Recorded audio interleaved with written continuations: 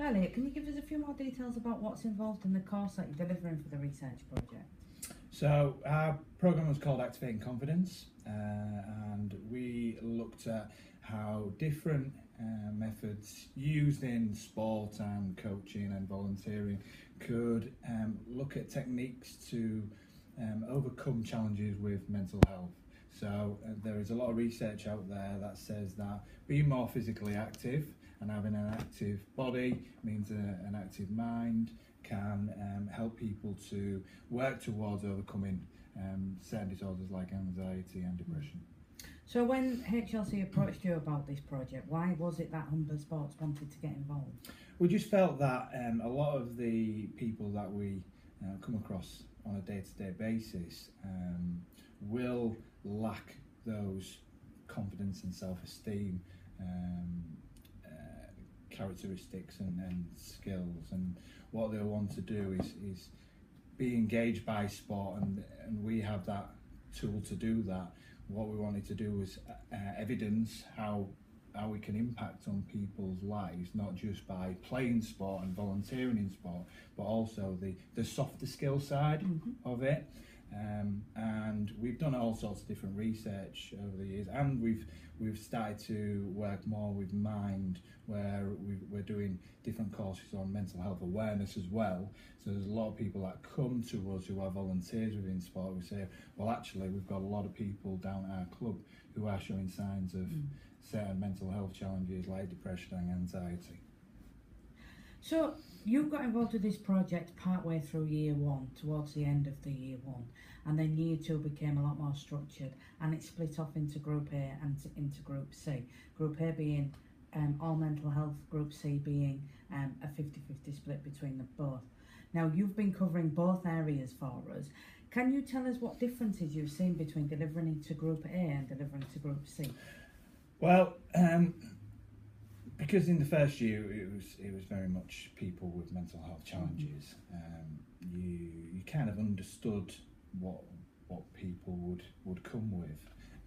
In the second year, because in the Group C you had a combination of the two, there were certain challenges that we faced with people that may have just low confidence and low self-esteem and don't actually categorise themselves as having mental health. They haven't been to the doctor and been assessed, and having them in a group environment, or even just getting over the first initial assessment, can be tricky at times, because what we don't want to do is we aren't mental health professionals, so we don't want to be stigmatising people who haven't got these challenges. So that was a real that was identified quite early on.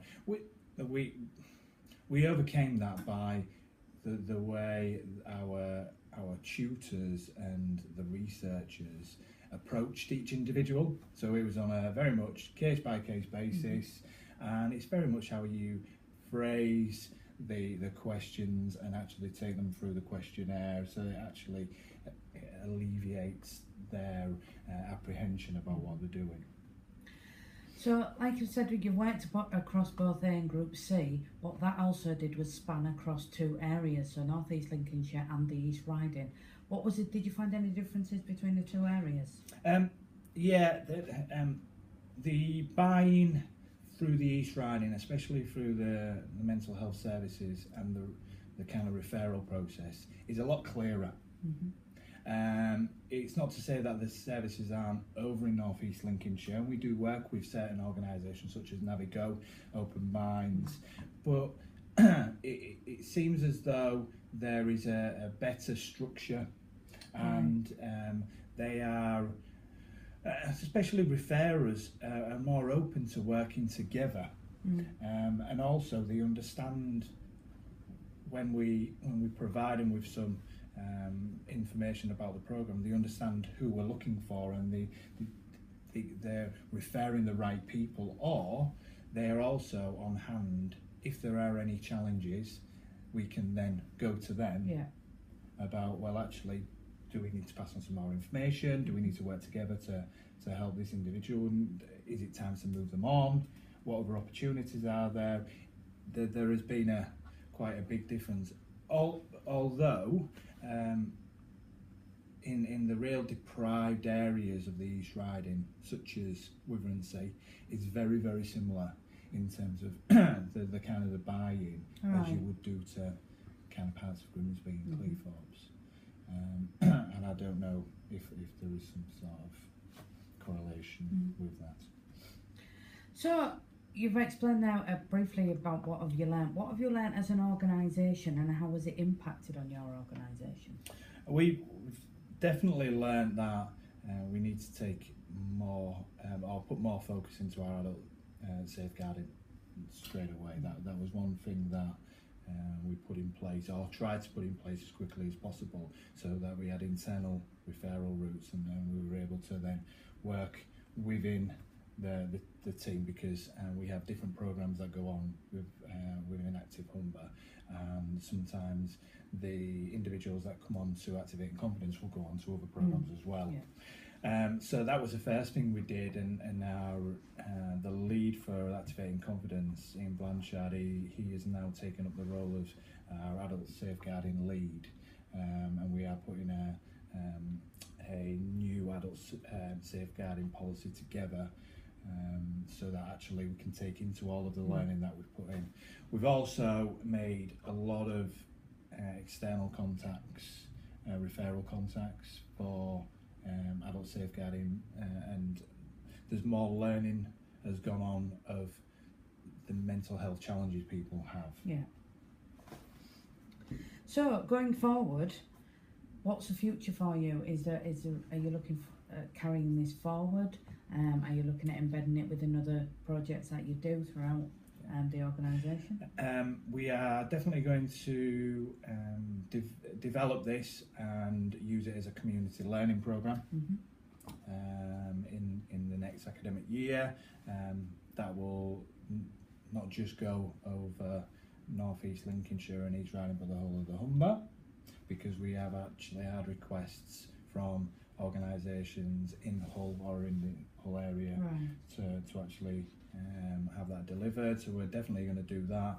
And what we've also done is used a lot of the teaching aids and resources in part of our team building and team training. So in our other programs, such as our Telematch mentoring program, we also use a lot of the kind of techniques and methods in there with individuals. So it's actually helped the whole organisation. Can you give us some examples of the techniques that was used in the actual courses and some of the sporting activities that you potentially did? Yeah, I'll give an example of Ian Blanchard, the lead tutor. His background is he used to be a psychiatric nurse, also in the police service, and then he was a Premier League referee. So what he does is he uses the experience of being the man in the middle, and looks at different methods that he's used over the years at taking the pressure and having all of the everyone come to him for it, and how he actually manages that. And he has delivered that in kind of teaching aids and resources, but also in classroom-based activities to actually get people to understand and apply that to their different areas when they're feeling pressurised and more anxious about stuff. And what is it that you leave them with when they leave your course? So what we've done is to help them continue on their journey to have more of an active mind, and we put a programme together with East Riding Leisure and Links Inspire, who are the North East Lincolnshire equivalent for leisure services, which enabled anyone on our course to take up a membership to use all the gym facilities across the East Riding and North East Lincolnshire, and we would pay for that. So it would be a 3-month membership, and it would allow them to use all of the gym facilities, swimming. It would get them into getting some instruction when they go into the gym. They can. But what we also did in the East Riding is, as part of our programme, to get them through the door, which is usually the problem area, especially for these individuals, we ran one of our sessions down at the leisure centre. Right. So we were then able to invite them in, but also introduce them to some of the staff that were there, which enabled them to actually then build up the confidence and then a familiar face to go down and ask questions and take part. So if we had to do this research year again, is there anything you would do differently? What would I do differently? I think the time that it has taken to do the questionnaire at the very beginning, if we could find a different way of actually recording that data, which didn't feel so intrusive. I think for the people that we did lose on the programme, I don't think we might not have lost as many. So I would like to look at how we can get them taking part in activities first before we actually then sit them down and get into, right, well actually we don't want to stigmatise you as this is we're trying to help you to build your confidence and self-esteem, and if you do feel that you need external support, then you can go here and here. Well, I think that's it from us today. Thank you very much. Thank you.